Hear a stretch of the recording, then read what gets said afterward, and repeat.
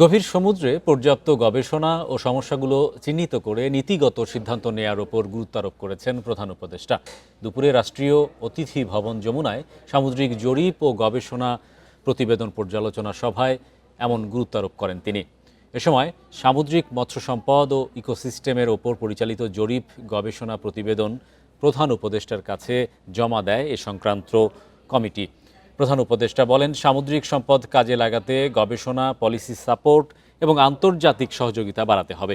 Japan, Indonesia ও মালদ্বীপের সঙ্গে যৌথ গবেষণার উপরও গুরুত্ব দেন তিনি। বৈঠকে গবেষণা সংক্রান্ত তথ্য উপাত্ত তুলে ধরেন অধ্যাপক সাইদুর রহমান।